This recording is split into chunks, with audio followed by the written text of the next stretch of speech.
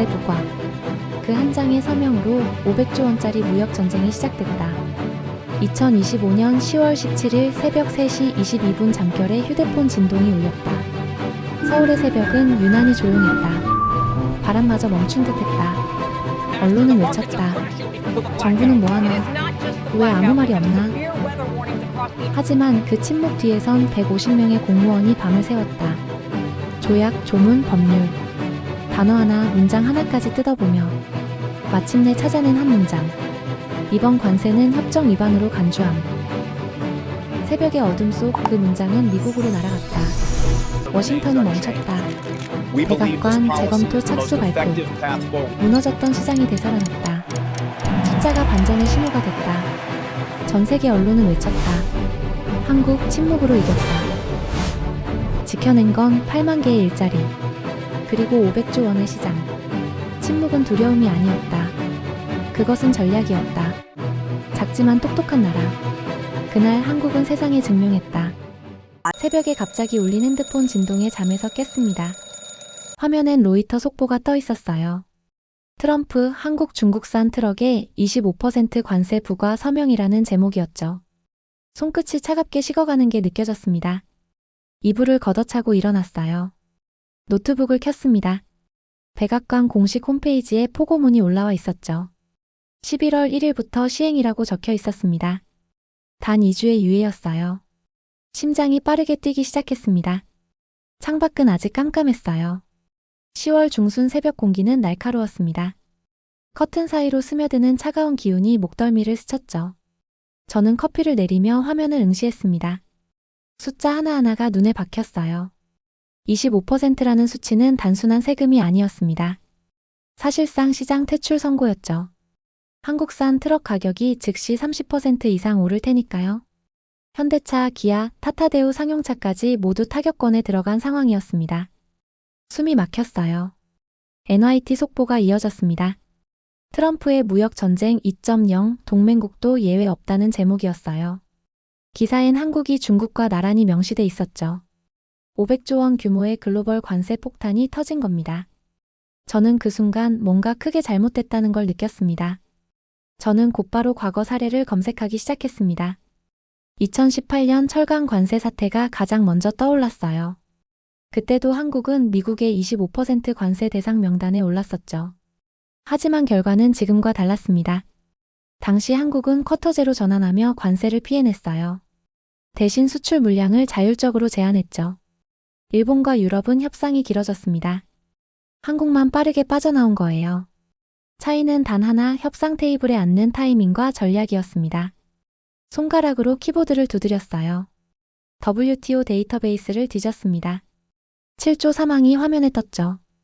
기존 양자 협정 체결국에 대한 일방적 관세 인상은 협정 위반으로 간주됨이라고 명시돼 있었습니다. 이 조항은 2018년 개정된 한미 FTA에도 그대로 반영돼 있었어요. 당시 트럼프 행정부가 직접 서명한 문서였죠. 법적 구속력이 명확했습니다. 저는 화면을 캡처하며 생각했어요. 이게 카드가 될 수 있을까요? 하지만 문제가 있었습니다. 트럼프 행정부는 이미 여러 차례 국제조약을 무시한 전례가 있었어요. 파리기후협약 탈퇴, 이란 핵합의 파기, WHO 탈퇴까지. 법보다 힘을 믿는 정권이었습니다. 조약 하나로 상대할 수 있을지 확신이 서지 않았죠. 저는 시계를 봤습니다. 새벽 5시 47분이었어요. 서울은 아직 잠들어 있었습니다. 하지만 워싱턴은 오후 3시였죠. 미국 무역대표부는 이미 기자회견을 마쳤을 시간이었습니다. CNN 라이브를 틀었어요. 무역대표부 대변인이 단상에 서 있었습니다. 이번 조치는 미국 자동차 산업 보호를 위한 필수적 결정이라고 말하더군요. 기자가 손을 들었어요. 한미 FTA 위반 아니냐는 질문이었습니다. 대변인은 잠시 멈칫했어요. 그리곤 이렇게 답했습니다. FTA는 존중하지만 국가안보와 경제안보가 우선이라고요. 애매한 답변이었죠. 명확히 부인하지도 인정하지도 않았습니다. 저는 그 틈새를 봤어요. 한국 시각 오전 6시가 됐습니다. 산업통상자원부 홈페이지를 새로 고침했어요. 아무런 보도자료도 올라오지 않았습니다. 외교부도 마찬가지였죠. 정부는 완전히 침묵하고 있었습니다. SNS는 이미 난리가 났어요. 정부 대응 어디 갔냐? 또 당하는 거냐? 이번엔 끝이다 같은 댓글들이 쏟아졌습니다. 분노와 절망이 뒤섞인 목소리들이었죠. 하지만 청와대는 여전히 조용했습니다. 이상했어요. 저는 출근 준비를 하며 뉴스를 계속 확인했습니다. 오전 7시 주요 방송사들이 일제히 특보를 내보냈어요. 한국 자동차 산업 비상, 트럼프 관세 폭탄 같은 자막이 화면을 채웠습니다. 전문가들이 스튜디오에 나와 분석하기 시작했죠. 한 경제학 교수가 말했습니다. 최악의 시나리오입니다. 협상 여지가 보이지 않아요. 옆에 앉은 전 외교관은 고개를 끄덕였어요. 중국과 동급 취급을 받는 건 굴욕적이라고 덧붙였죠. 화면 속 그들의 표정은 어두웠습니다. 지하철에 올랐어요. 출근길 승객들도 이 뉴스를 보고 있었습니다. 옆자리 남성이 통화하는 소리가 들렸어요. 야, 우리 회사 큰일 났어. 미국 수출이 매출의 40%인데 어떡하냐고 말하더군요. 목소리엔 공포가 묻어났습니다. 저는 이어폰을 꽂았습니다. 유튜브 뉴스 채널을 돌렸죠. 한 경제 전문 채널에선 한국 정부의 무대응을 비판하고 있었어요. 발표 4시간이 지났는데 공식 입장 하나 없다는 내용이었습니다. 댓글엔 비난이 가득했죠. 하지만 저는 다르게 생각했습니다. 2018년 철강 관세 때도 한국 정부는 48시간 동안 침묵했었어요. 그리고 결과는 성공이었죠. 혹시 이번에도 같은 전략일까요? 조급하게 반응하지 않는 게 오히려 카드일 수 있다는 생각이 들었습니다. 저는 오전 9시 회사 책상에 앉아 산업부 홈페이지를 다시 확인했습니다. 여전히 아무 공지도 없었어요.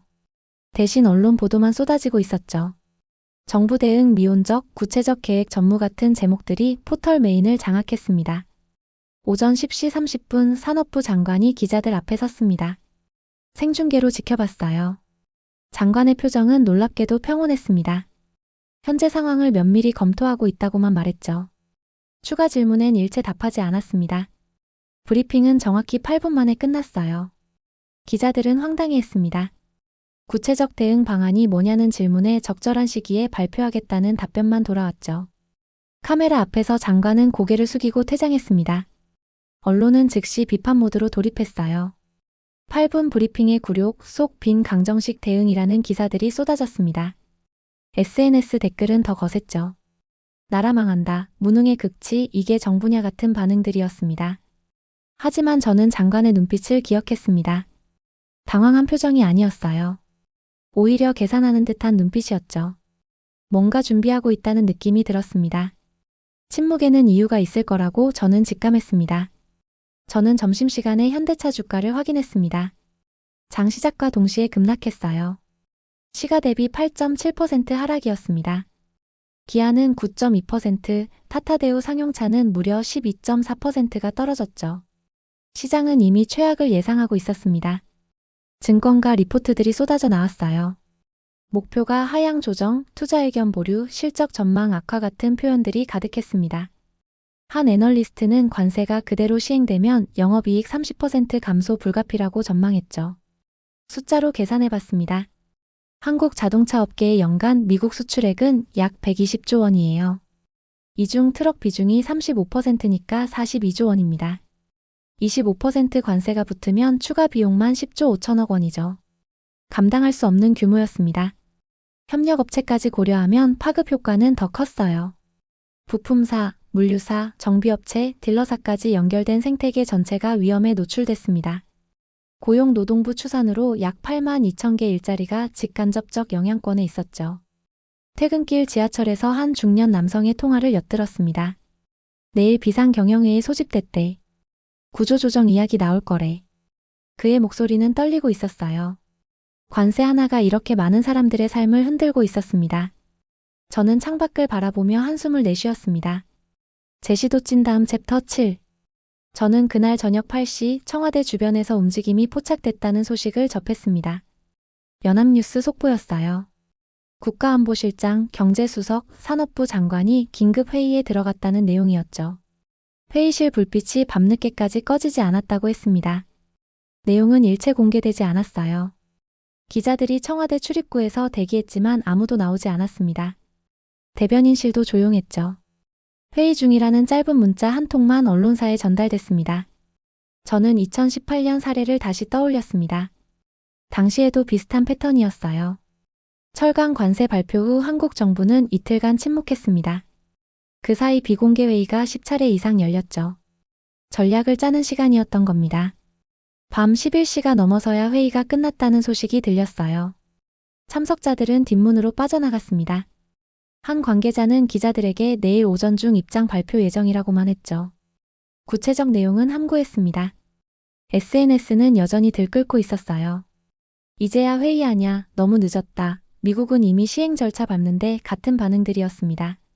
하지만 저는 달리 봤어요. 침묵이 길어질수록 뭔가 큰 그림을 그리고 있다는 신호일 수 있다고 생각했습니다. 왜 그랬을까요? 저는 다음날 새벽 4시에 잠에서 깼습니다. 습관적으로 핸드폰을 켰어요. 워싱턴발 속보가 떠 있었습니다. 한국 정부, 미국 무역대표부의 공식 서한 발송이라는 제목이었죠. 심장이 빠르게 뛰기 시작했습니다. NYT가 단독으로 보도한 내용이었어요. 한국 시각으로 새벽 3시 47분, 워싱턴 시각으론 전날 오후 1시 47분에 이메일이 발송됐다고 했습니다. 공식 외교 채널을 통한 문서였죠. 저는 서둘러 기사를 읽어 내려갔습니다. 내용은 놀라웠어요. 길지 않았습니다. 단 한 문장이었죠. 2018년 9월 24일 개정 체결된 한미 자유무역협정 제7조 3항에 따라 근본 관세 조치는 협정 위반으로 간주됨을 정중히 통보합니다. 끝이었습니다. 항의도 없었고 협상 제안도 없었어요. 유감 표명도 재검토 요청도 없었습니다. 단지 조약 조항 하나만 명확히 명시했을 뿐이었죠. 외교적 수사를 완전히 배제한 문장이었습니다. 저는 화면을 응시하며 소름이 돋았습니다. NYT 기자는 이걸 조용한 카운터펀치 콰이어 카운터펀치라고 표현했어요. 감정을 배제하고 법적 근거만 제시한 전략이라고 분석했습니다. 한미국 무역 전문가는 예상 밖의 대응이라고 평가했죠. 소리 지르지 않고 조약을 들이민 겁니다. 저는 손바닥에 땀이 났습니다.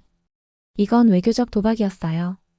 법적 근거만 던지고 미국의 반응을 기다리는 거였죠. 만약 미국이 이걸 무시하면 어떻게 될까요? WTO 제소까지 가야 할 상황이었습니다. WTO 제소는 시간이 오래 걸려요. 패널 구성부터 최종 판결까지 평균 18개월입니다.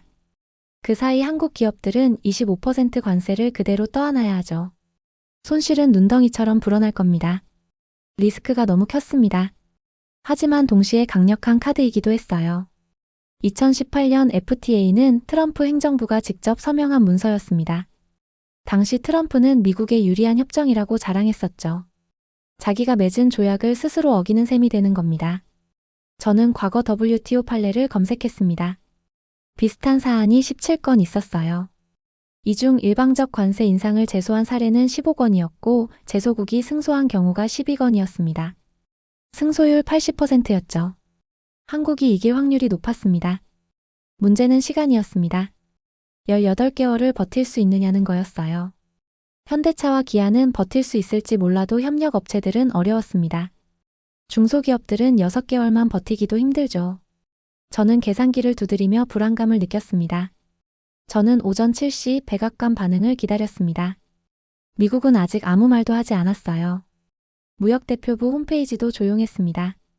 트럼프의 트위터도 업데이트가 없었죠. 침묵이 이어지고 있었습니다. CNN은 속보를 냈어요. 백악관 한국 서한에 대한 입장 검토 중이라는 제목이었습니다. 대변인은 곧 발표하겠다고만 했죠. 구체적 시간은 명시하지 않았습니다.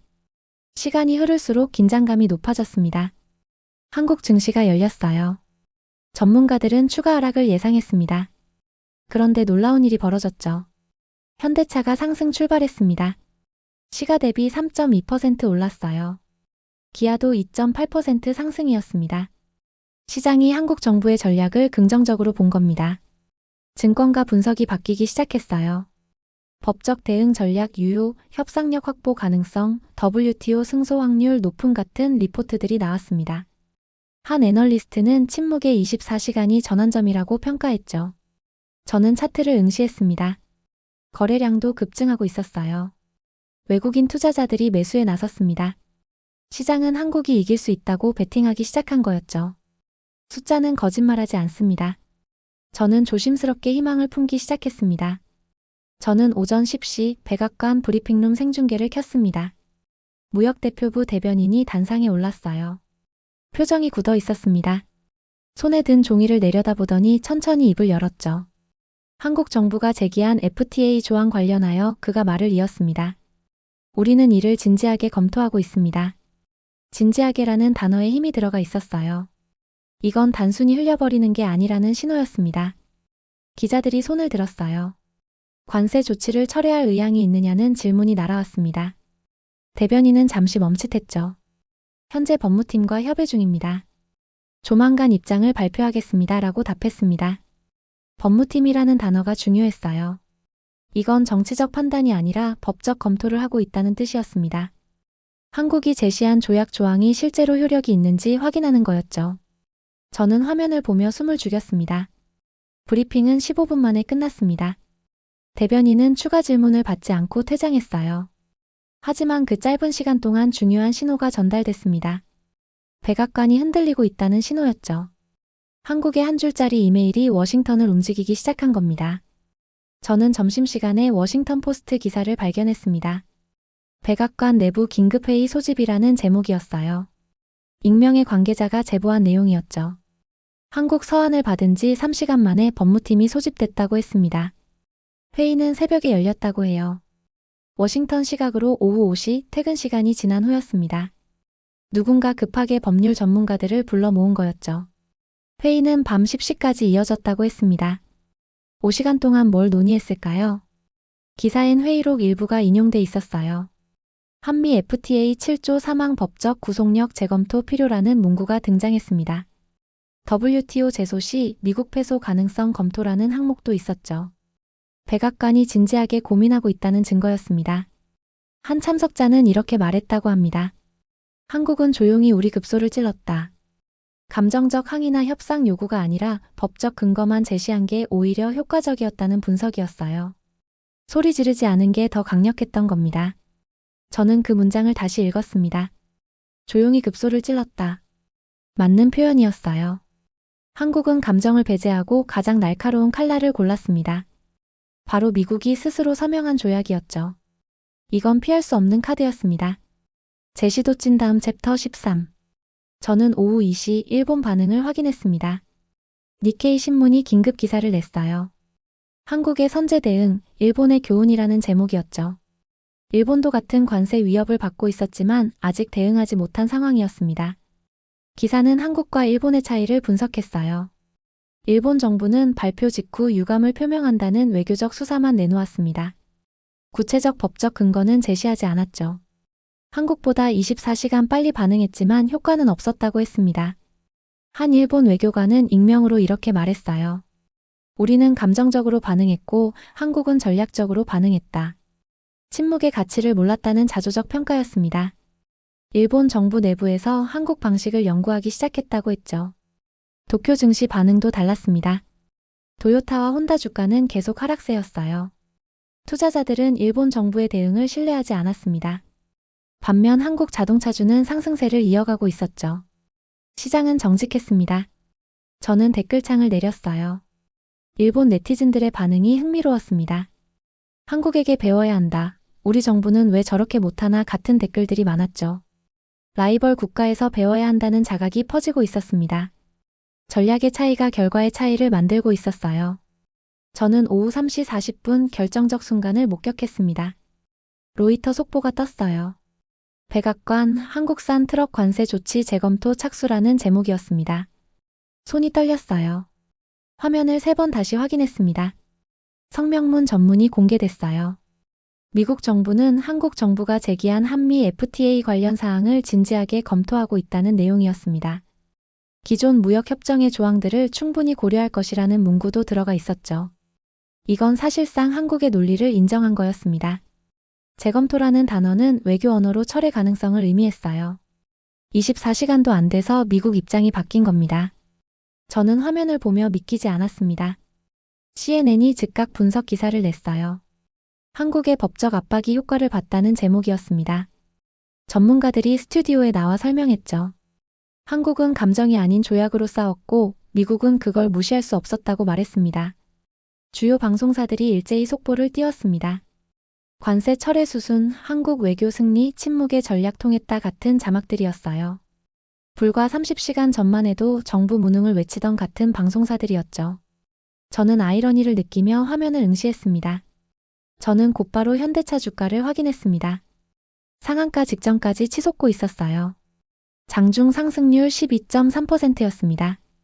기아는 11.8%, 타타데우 상용차는 무려 14.7% 급등했죠. 거래량이 평소의 5배를 넘었습니다. 협력업체 주가도 일제히 올랐어요. 만도, 현대모비스, 현대위아 모두 상승 마감 예상이었습니다. 시장은 즉각 반응했죠. 500조 원 규모의 위기가 24시간 만에 해소됐다고 판단한 겁니다. 증권가 리포트가 쏟아져 나왔습니다. 목표가 상향 조정, 투자 의견 매수 전환, 실적 전망 정상화 같은 표현들이 가득했어요. 어제까지 재앙이라던 애널리스트들이 기회라고 말을 바꿨습니다. 저는 숫자를 다시 계산해 봤어요. 만약 관세가 그대로 시행됐다면 연간 손실 추정액이 15조 원이었습니다.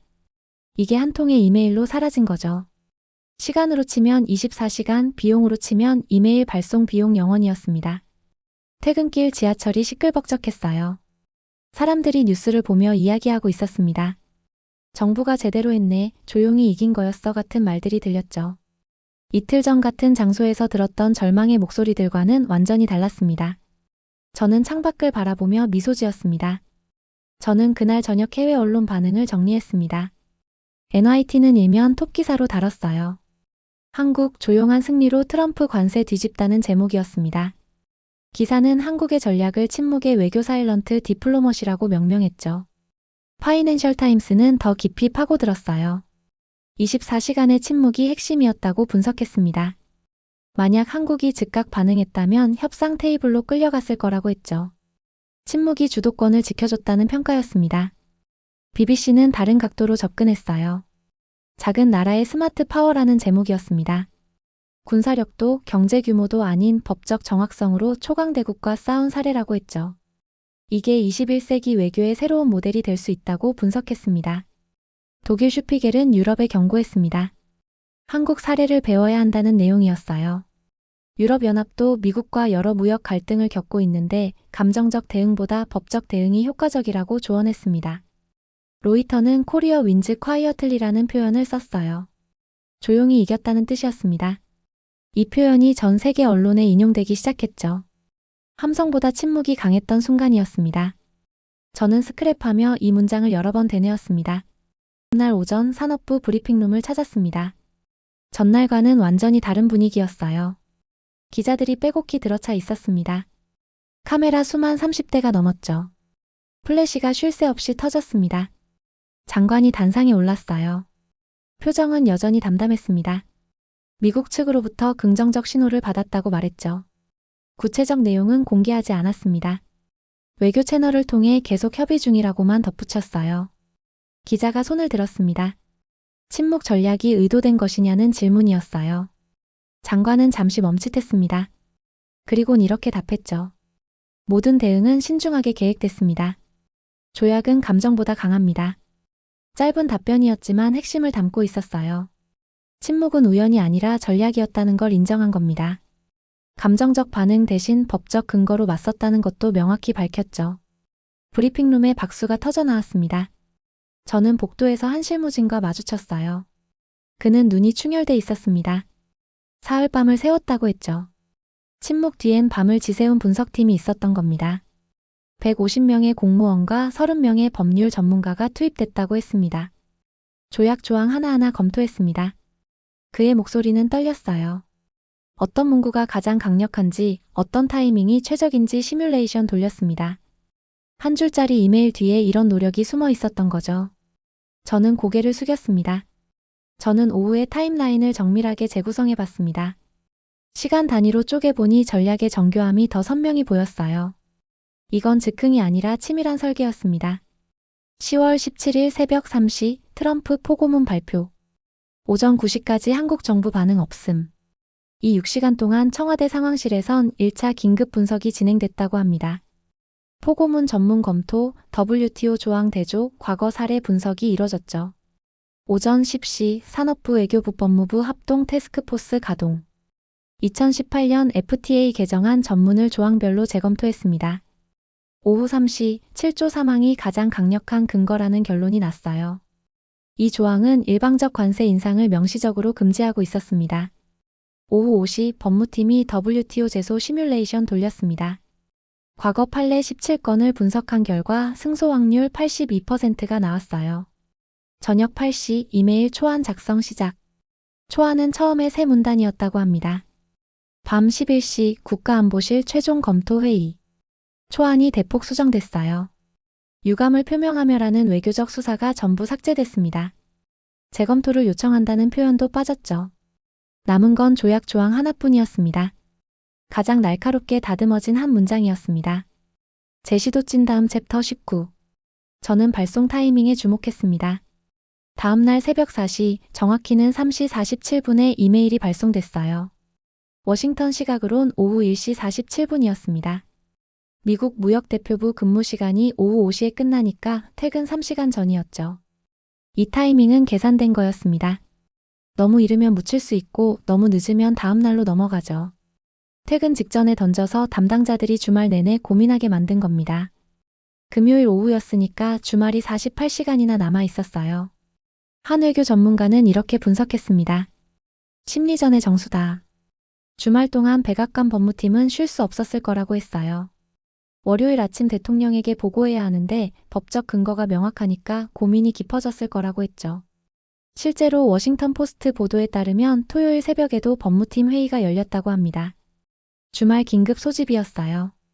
한국이 제시한 FTA 7조 사망을 조목조목 검토했다고 했죠. 결론은 명확했습니다. 법적으로 한국이 맞다. 저는 시계를 봤어요. 발송부터 백악관 재검토 발표까지 정확히 35시간 42분이 걸렸습니다. 하루 반도 안 되는 시간이었죠. 한 줄의 이메일이 초강대국의 결정을 이렇게 빨리 뒤집은 겁니다. 숫자가 모든 걸 말해주고 있었습니다. 저는 실패 시나리오도 분석해봤습니다. 만약 전략이 틀어졌다면 어떻게 됐을까요? 한국 정부도 분명 이 가능성들을 검토했을 겁니다. 첫 번째 시나리오, 미국이 이메일을 완전히 무시하고 11월 1일 관세를 강행했을 경우 한국은 즉시 WTO 제소 절차를 밟아야 했습니다. 패널 구성부터 판결까지 최소 18개월 그동안 한국 기업들은 막대한 손실을 입었을 거예요. 두 번째 시나리오, 미국이 국가안보 예외 조항을 들고 나왔을 경우 WTO 협정 21조에는 안보 위협 시 관세 부과가 가능하다고 명시돼 있습니다. 트럼프가 이 카드를 꺼냈다면 법적 공방이 복잡해졌을 거죠. 세 번째 시나리오, 한국이 침묵하지 않고 즉각 유감을 표명했을 경우 미국은 이걸 협상 신호로 받아들였을 겁니다. 그럼 뭘 양보할 건데? 라고 물었겠죠. 농산물 개방이든 환율 조항이든 뭔가 내놓으라고 압박했을 겁니다.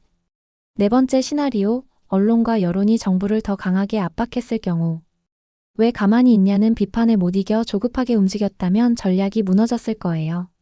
침묵을 유지할 수 없었겠죠. 한국 정부 관계자는 이렇게 말했다고 합니다. 모든 시나리오를 검토했고 침묵이 최선이라는 결론이 났다. 위험 확률을 계산한 결과 성공 가능성이 68%였다고 해요. 절반 이상이었습니다. 도박이 아니라 확률 게임이었던 겁니다. 저는 중국 반응을 살펴봤습니다. 황구시보는 복잡한 심경을 드러냈어요. 한국의 승리, 중국엔 교훈이라는 제목이었습니다. 중국도 같은 관세 대상이었지만 한국처럼 빠져나갈 수 없다는 분석이었죠. 이유는 명확했습니다. 중국은 미국과 포괄적 FTA가 없어요. 부분적 무역 합의만 있을 뿐이죠. 그러니까 한국처럼 명확한 조약 조항을 들이밀 수 없었던 겁니다. 법적 근거가 약했습니다. 중국 전문가들은 한국 전략을 면밀히 연구하기 시작했어요. 베이징대 국제관계학과 교수는 이렇게 말했습니다. 한국은 법으로 싸웠고 우리는 그럴 무기가 없다. 쓴소리였지만 사실이었죠. 하지만 중국은 다른 카드를 갖고 있었습니다. 시장 규모였어요. 미국 기업들이 중국 시장에서 벌어들이는 돈이 연간 700조 원이 넘습니다. 중국이 보복 관세를 매기면 미국도 타격이 큽니다. 힘의 균형이 달랐죠. 황구시보는 결론을 이렇게 냈어요. 한국은 법으로, 중국은 시장으로 싸운다. 방법은 달라도 목표는 같다고 했습니다. 저는 이 문장을 읽으며 생각했어요. 작은 나라는 작은 나라대로, 큰 나라는 큰 나라대로 싸우는 방식이 있다는 걸. 저는 유럽 반응도 확인했습니다. 브뤼셀에서 긴급회의가 열렸다는 소식이 들렸어요. EU 무역 집행위원들이 모여 한국 사례를 분석했다고 합니다. 유럽도 미국과 여러 무역 갈등을 겪고 있었거든요. 프랑스 르몽드는 한국의 조용한 외교가 유럽에 영감을 준다고 보도했습니다. 유럽연합도 미국과 FTA가 없지만 부분적 무역 협정들이 많아요. 이걸 활용할 방법을 찾기 시작한 거죠. 독일 프랑크푸르터 알게마인에는 더 직설적이었어요. 유럽은 왜 한국처럼 못하나라는 제목이었습니다. 이유는 27개국이 모여 있어서 의사결정이 느리다고 지적했죠. 한국은 단일 국가라서 빠르게 움직일 수 있었다는 분석이었습니다. 이탈리아 코리에레 델라 세라는 한국 정부의 침묵 전략에 집중했어요. 말하지 않는 것도 전략이다라는 제목이었습니다. 유럽은 항상 즉각 성명을 내는데 한국은 24시간 침묵하며 전략을 짰다고 했죠. 캐나다와 멕시코도 움직이기 시작했습니다. 두 나라 모두 미국과 USMCA라는 무역 협정이 있어요. 한국 방식을 참고해서 대응 전략을 수정하고 있다는 소식이 들렸습니다. 한 줄짜리 이메일이 전 세계 무역 외교의 교본이 되고 있었습니다. 저는 일주일 후 백악관이 공식 발표를 냈다는 소식을 접했습니다. 오후 3시 정각이었어요. 트럼프 대통령이 직접 서명한 문서였습니다. 한국산 트럭 관세 조치 철회라는 제목이었죠. 성명서는 간결했어요. 한미 FTA 조항을 재검토한 결과 한국에 대한 관세 부과는 협정 정신에 부합하지 않는다고 판단했다. 사실상 한국 논리를 전면 수용한 겁니다. 철회 이유도 명확히 밝혔어요. 중국은 그대로 명단에 남았습니다. 11월 1일부터 25% 관세가 적용된다고 했죠. 한국만 빠져나간 겁니다. 두 나라의 운명이 완전히 갈린 순간이었어요. 같은 날 발표됐지만 결과는 정반대였습니다. 트럼프는 트위터에 이렇게 썼습니다. 한국은 좋은 파트너다. 우리는 조약을 존중한다.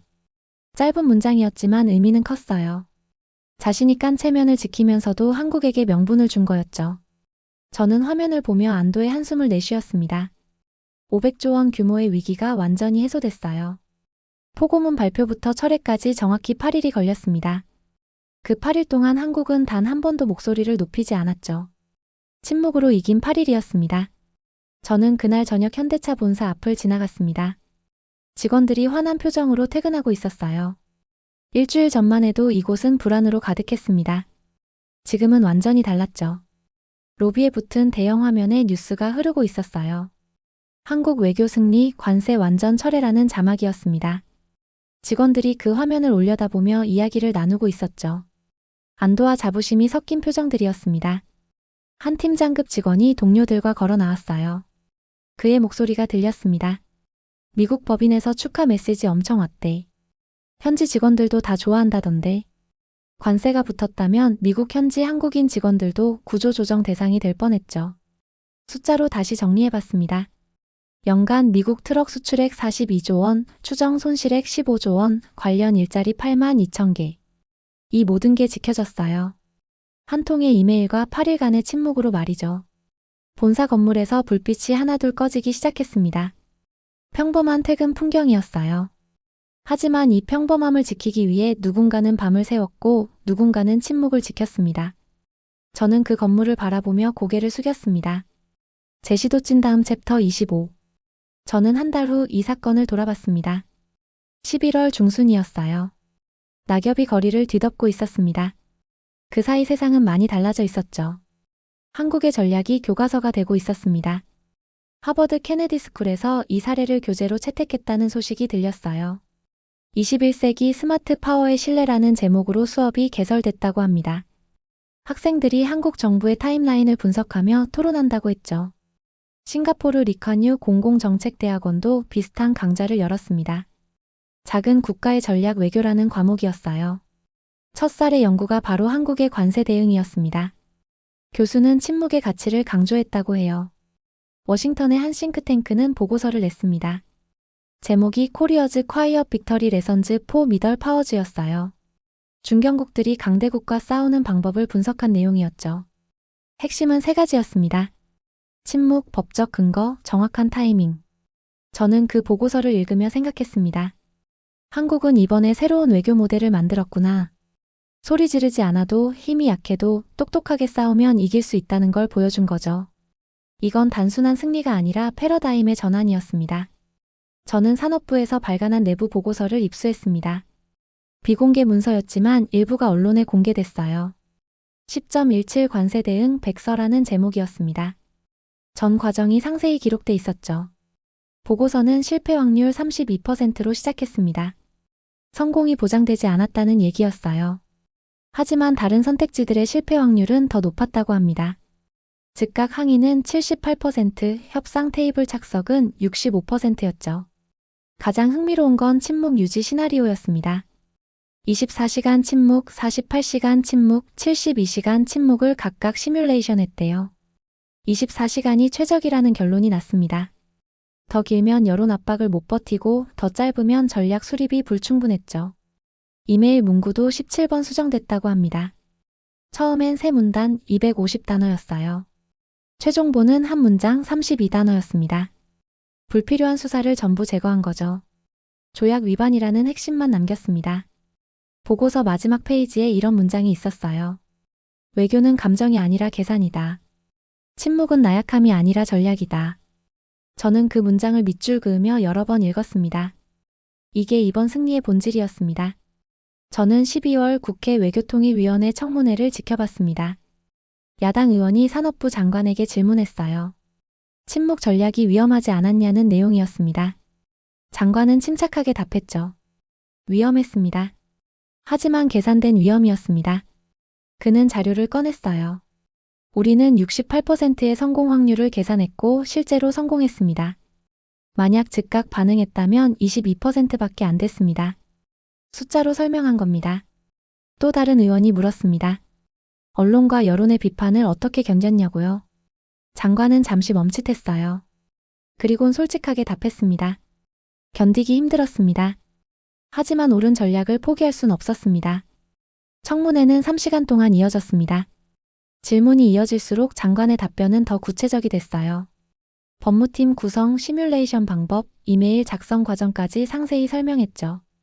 여당도 야당도 고개를 끄덕였습니다. 마지막 질문이 나왔어요. 이번 성공을 어떻게 평가하냐는 물음이었습니다. 장관은 이렇게 답했습니다. 우리는 목소리를 높이지 않고 이겼습니다. 이게 대한민국 외교의 새로운 기준이 되길 바랍니다. 청문회장에 박수가 터져 나왔습니다. 저는 연말 주요 언론사들이 선정한 올해의 외교에서 이 사건이 1위를 차지했다는 소식을 들었습니다. 조선일보, 중앙일보, 한겨레, 경향신문 모두 같은 선택이었어요. 정치 성향과 무관하게 인정받은 겁니다. 외교부가 내부 평가를 진행했다는 소식도 들렸습니다.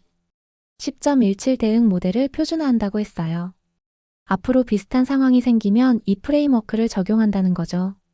침묵 마이너스 분석 마이너스 법적 대응이라는 3단계 모델이었습니다. 전직 외교관들도 평가에 나섰어요. 한 전 주미대사는 이렇게 말했습니다. 30년 외교 생활에서 본 가장 완벽한 대응이었다. 감정을 배제하고 원칙으로 맞선 게 주요했다고 분석했죠. 해외 교민들의 반응도 뜨거웠습니다. LA 한인회장은 인터뷰에서 한국이 이렇게 똑똑하게 싸울 줄 몰랐다고 말했어요.